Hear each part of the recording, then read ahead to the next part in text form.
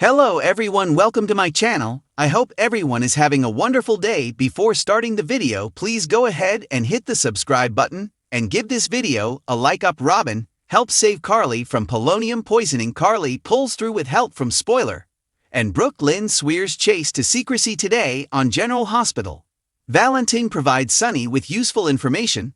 Sasha asks Jason for a favor. And Brad gets a shock down in Miami. All products and services featured are independently chosen by editors.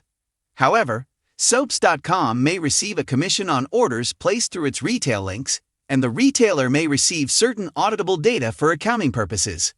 Sunny catches Valentine breaking into his home to retrieve old passports. He holds a gun on him, and Valentine says he's just picking up something he left. Sunny says it belongs to him now, and he's a trespassing fugitive, which makes this very easy for him. Sunny wants answers, including why he tampered with his medication. Valentine explains Jack forced him to do that, and he had to follow orders, and he had no beef with Sunny. Sunny says that doesn't get him or Brennan off the hook. Sunny says Diane won't even break a sweat convincing the DA he shot an intruder in self-defense, and Lulu and Dant will never have to worry about him again. Valentine comments, maybe not, but Michael will. Sunny hopes Valentine isn't threatening his son. Valentine explains Michael could have been killed in that explosion, and the device used is only available to certain government agencies.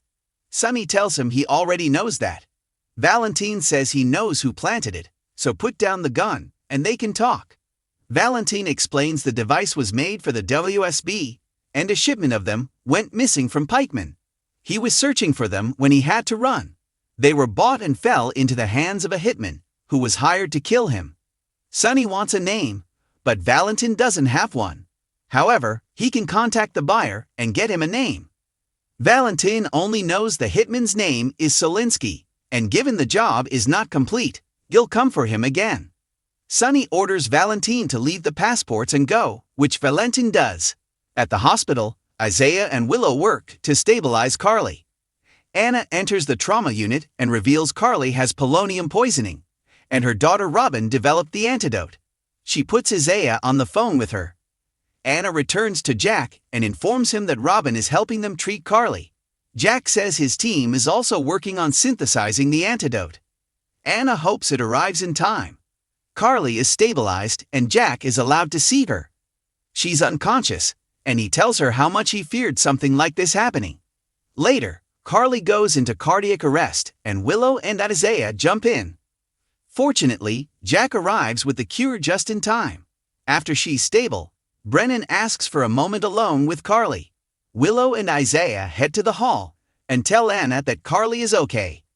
Anna excuses herself. Willow wants to call Carly's family, but Isaiah warns her that if she goes against Brennan, she'll be arrested.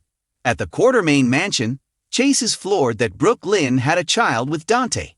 He says that's something the two of them will never have. Brook Lynn wishes she could say something to make everything better, but she doesn't know what to say. Chase wants to know everything that happened. They sit down, and Brook Lynn says she and Dant grew up together, and they were both a little wild. Their parents sent them to camp to learn how to be counselors and hoped it would calm them down a bit. She was homesick often, so Dant would sneak over to comfort her, and Cody covered for them. One night, they kissed, and one thing led to another. She says Cody drove her to the bus station when she found out she was pregnant. Chase realizes Cody knows the secret, and Dante is the only one who didn't know she was pregnant. Brook Lynn cries that she used to think God was punishing marriage, and she prayed for forgiveness.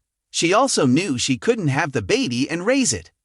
The baby deserved better than to be raised by a kid. Chase says she made the right choice. Brook Lynn says Danny's mom made a different choice, and she felt pressure to do what Olivia did, but she couldn't do it. She knew keeping the baby would ruin all of their lives, so she kept his existence a secret. Chase stammers as he thought she didn't know the gender of her child. Brook Lynn says Lulu told her, and Chase says, does she ever keep her mouth shut? Chase says all he's wanted was for them to have a kid, and now she and Dante have a son. He asks if she loved Dant. Brook Lynn says she thought she was in love with him, but she was a teenager.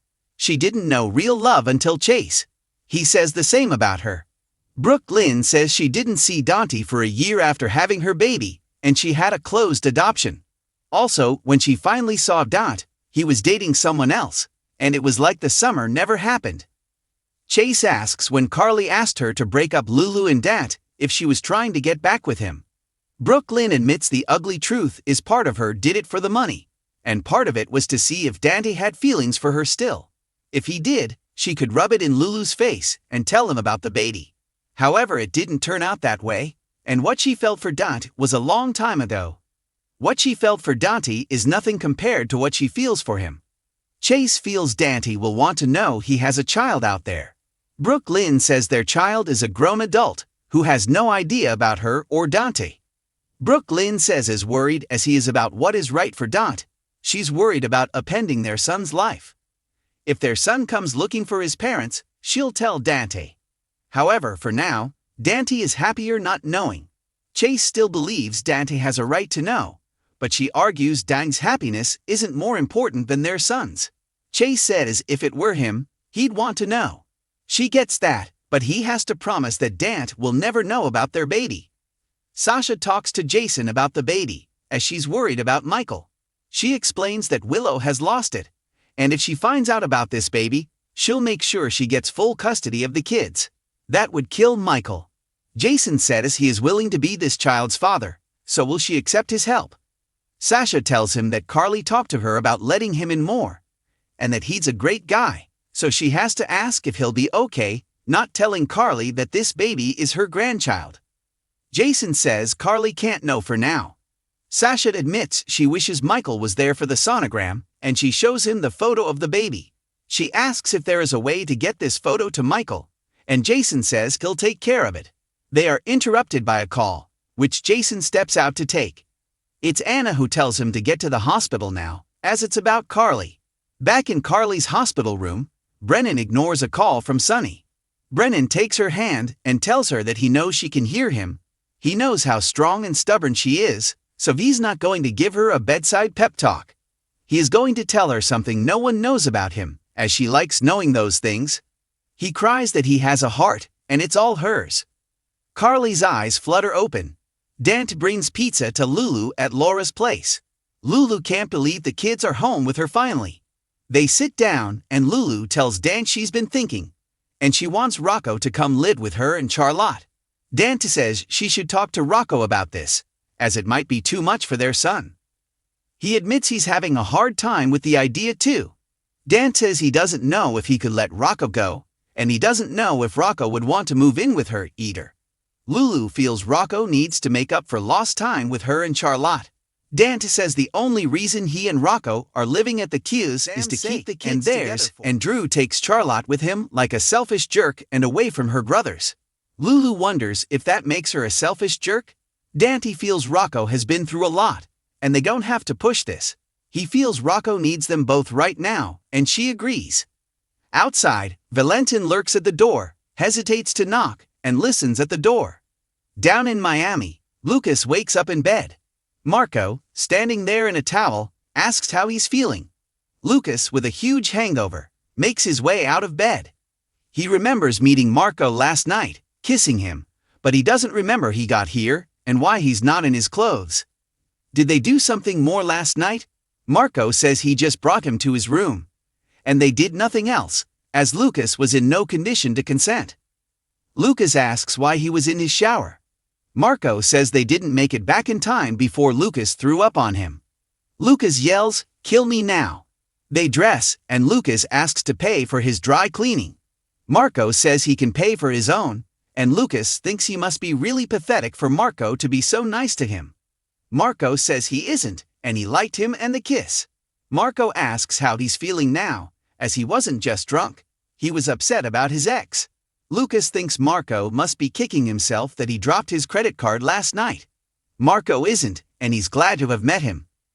Lucas says, unfortunately, the symposium is over, and he flies home tomorrow.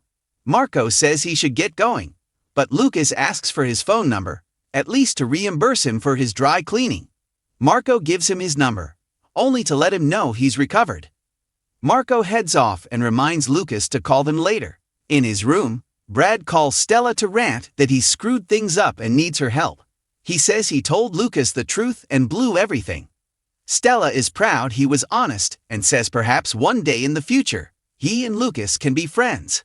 Brad takes that to mean they can still have a future, which Stella isn't saying. Brad raves that Lucas will see he's a better person now. He says with Lucas's love, he'll be a whole new man. He hangs up after thanking her, and Stella says, "Lord have mercy." Brad heads to Lucas' room, only to see him saying goodbye to Marco. At the WSB training facility, Vaughn finds Joss studying up on Easter Island to give a backstory for all the messages and photos being sent to her family. He taunts her that she can go home if she can't hack it.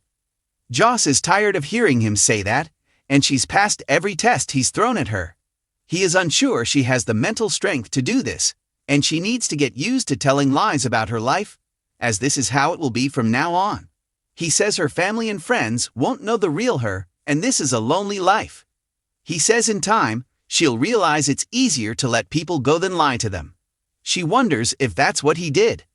Did he give up his family and personal life for this job? Joss thinks he is still trying to get her to quit.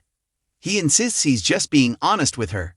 She says she can lie to her family and friends about jobs, but she won't be lying when she says she loves them. Plus, she'll know she's making the world safer for them. Vaughn likes her attitude, but she will be pushed and challenged every day she's an agent. The tests never stop. Joss says, "Bring it on." On the next General Hospital, Nina suggests Willow reconsider moving in with Drew. Tracy warns Drew she'll win every time if he insists on going into a battle of wits with her. Inconceivable. At the hospital, Carly asks Brennan where he's going. He tells her he's going to make sure this never happens again. Valentin warns Laura who and what she's going to be up against. Sonny tells Jason to make sure Brennan finishes the job.